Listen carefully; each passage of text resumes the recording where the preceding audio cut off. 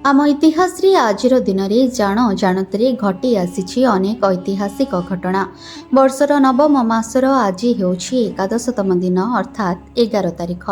वर्षर आजिर दिन निजर एक स्वतंत्र परिचय सृष्टि करिछि। आजिर दिन में देश दुनिया रे एमिति किछि घटना घटी जहाँ शुणा आपण को निहाती दरकार।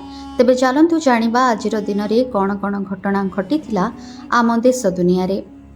1893 मसीहा आजिर दिन में स्वामी विवेकानंद चिकागोरे विश्व धर्म संसद में तांकर प्रथम भाषण देइथिले, जार आरंभ अमेरिकार भौणी एवं भाई माने सहित आरंभ होइथिला। एही ऐतिहासिक भाषण पश्चिम रे हिंदू धर्म एवं भारतीय दर्शनर परिचय कराइथिला। धार्मिक सहिष्णुता, शांति एवं विश्व भातृत्व पाई प्रचार करिथिला एवं तांकु विश्व अंतः धर्म आलोचना रे एक गुरुत्वपूर्ण व्यक्तित्व करिथिला।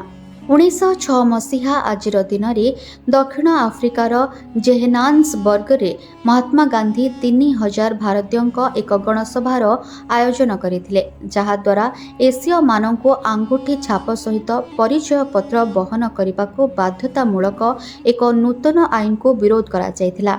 एही सभारे सत्याग्रहर जन्म निथिला, जहा अहिंसा प्रतिरोधर दर्शन कारण उपस्थित लोक माने पक्षपात पूर्ण आईन को प्रत्याख्यान करने को एक गंभीर प्रतिज्ञा नेथिले। 1948 मसीहा आजिर दिन में पाकिस्तान प्रतिष्ठाता एवं प्रथम गवर्नर जनरल मोहम्मद अली जिन्ना 71 वर्ष बयस कराची रे दीर्घ समय धरी जख्मा सहित लड़िबा परे मृत्युवरण करथिले। संविधान सभा रे तांकर शेष सार्वजनीन भाषणर वार्षिकी एवं तांकर राष्ट्रीय अंतिम संस्कारर पूर्व दिन तांकर मृत्यु घटिथिला। 1965 मसीहा आजिर दिन में भारत पाकिस्तान युद्ध चलीथिला। उभय पक्ष गुरुत्वपूर्ण आक्रमण एवं आकाश युद्ध रे लिप्त थिले।